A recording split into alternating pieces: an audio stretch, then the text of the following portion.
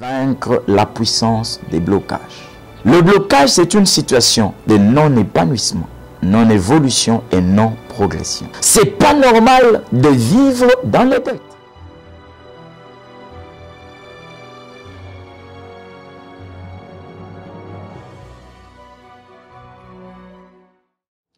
Shalom bien-aimés dans le Seigneur, c'est votre humble serviteur, le berger Trésor Bamon. Nous voici encore dans le cadre de notre émission 5 minutes. 5 minutes d'exhortation, 5 minutes d'enseignement et 5 minutes d'édification. Aujourd'hui, j'aimerais qu'on aborde un thème intitulé « Vaincre la puissance des blocages ». C'est quoi le blocage? Le blocage, c'est une situation de non-épanouissement, non-évolution et non-progression. Mais avant d'aller plus loin, j'aimerais qu'on s'appuie sur un verset biblique. 3 Jean, verset 2. 3 Jean, verset 2, la Bible dit « Bien-aimé, je souhaite que tu prospères à tous égards et sois en bonne santé comme prospère l'état de ton âme. » Pour parler de la prospérité à tous égards, on doit s'appuyer sur ce 3 piliers. Premièrement, l'état d'âme. On ne peut pas être prospère à tous égards si son état d'âme n'est pas prospère. Qu'est-ce qu'on entend par un état d'âme prospère? C'est-à-dire avoir Christ dans sa vie. Car ma Bible me dit, il n'y a qu'un seul médiateur plutôt, entre Dieu et les hommes, Jésus-Christ homme. Si tu as Christ dans ta vie, alors il va te rester ces 2 piliers pour dire que je suis prospère à tous égards. La deuxième chose, c'est être prospère sur le plan sanitaire, être en bonne santé. Exode 23, verset 25. Ma Bible me dit, vous servirez l'Éternel votre Dieu, je bénirai vos eaux et vos pains, et j'éloignerai la maladie du milieu de toi.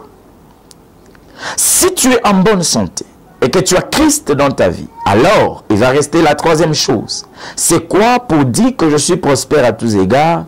C'est qu'on doit aussi avoir le matériel. Ce n'est pas moi qui le dis, mais ma Bible me dit dans Ecclésiaste, le chapitre 10e, le verset 19e, que l'argent répond à tout. C'est-à-dire que si on n'a pas d'argent, il est difficile de réaliser certaines choses. Et même la Bible dit que la sagesse des pauvres est méprisée. Parce que les pauvres et les riches, il y a un grand écart qui se creuse parmi ces deux. À tel point que même c'est le cas du pauvre Lazare et de l'homme riche. Même dans l'au-delà, l'homme riche avait l'audace d'envoyer le pauvre Lazare. Et au lieu même de s'adresser directement à lui, il dit « Abraham, dis au pauvre Lazare d'aller dire à mes frères de se convertir afin qu'ils ne se retrouvent pas en ces lieux. » Mais pourquoi il ne pouvait pas directement s'adresser au pauvre Lazare? Parce que, comme on le dit, ce n'était pas un homme de son rang. Mais alors qu'Abraham, même sur terre, était riche. Quels sont les signes de blocage dans la vie des gens? Je vais donner 2 ou 3 signes aujourd'hui pour ce premier numéro. Premièrement, c'est lorsque on vit dans une vie de dépenses inutiles.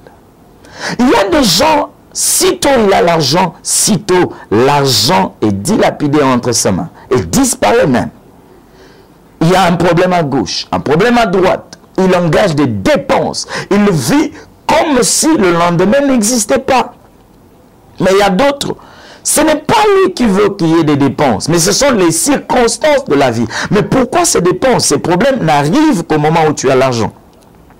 Deuxième signe, c'est lorsqu'on vit dans l'abondance des dettes. C'est pas normal de vivre dans les dettes. Il peut arriver qu'on s'endette, mais ce n'est pas une vie. On ne doit pas mener une vie bâclée de dettes, une vie basée sur des dettes. Vous savez que lorsqu'on s'endette, on enrichit son présent pour appauvrir son futur. Quelqu'un qui s'endette de 150 $ par exemple, lorsqu'il attrape 170 $, en réalité il n'a que 20 $ parce qu'il doit payer les 150 $.